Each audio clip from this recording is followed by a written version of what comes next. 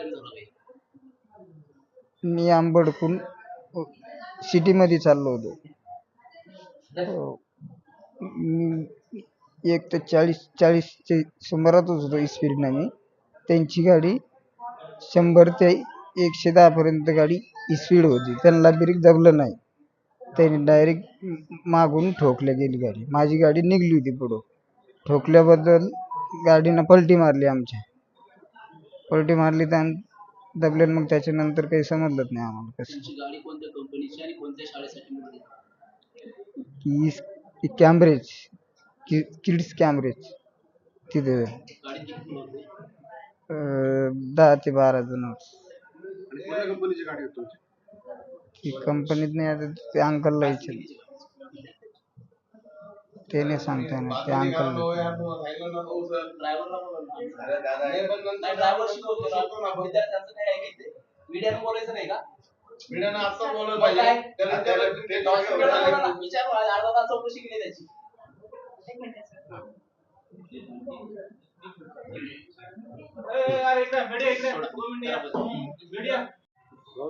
Sir, सकाळी अपघात झालाय स्कूल व्हॅनचा. किती विद्यार्थी जखमी आहेत? तुम्ही आता भेट दिली आणि गाडी पोलिसांची असल्याचं कळत आहे. बरोबर आहे. सकाळी 7:30 वाजताच्या दरम्यान आंबड चौफुली इथं हा अपघात झालेला आहे.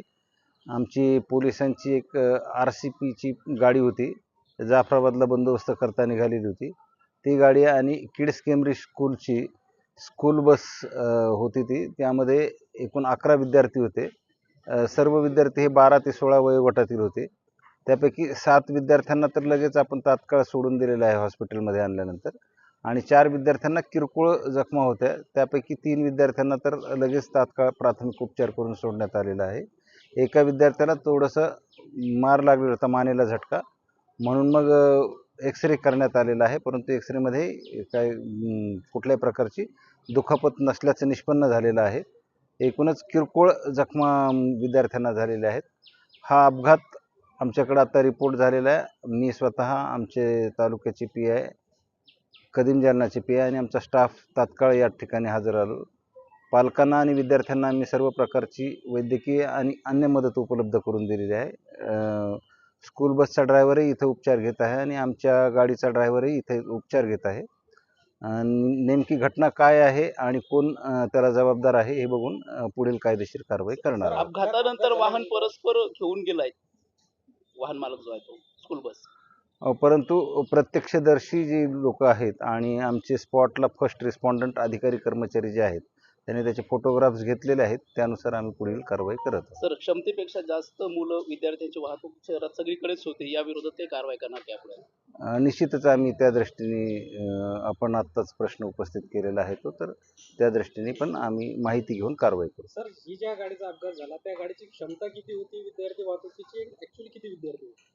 नाही, आता ते सगळं बघायला लागेल. नेमकं त्यांच्याकडे परमिट वगैरे कागदपत्र बघितल्यानंतर लक्षात येईल.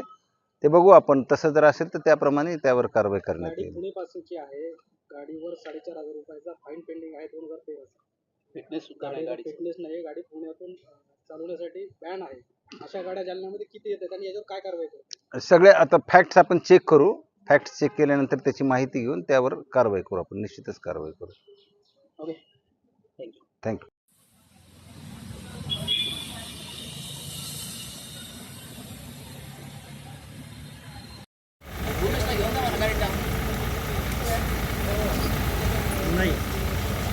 नाही तिकडे ना. दोन गाड्या आल्या.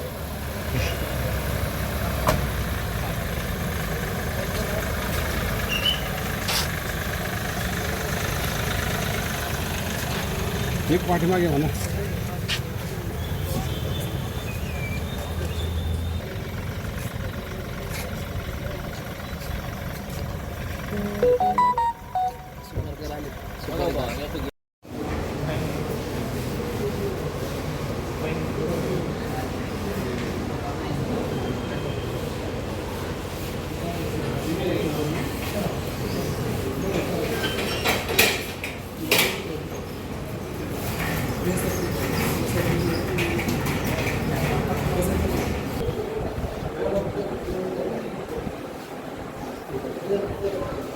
कशाला कॉल हा?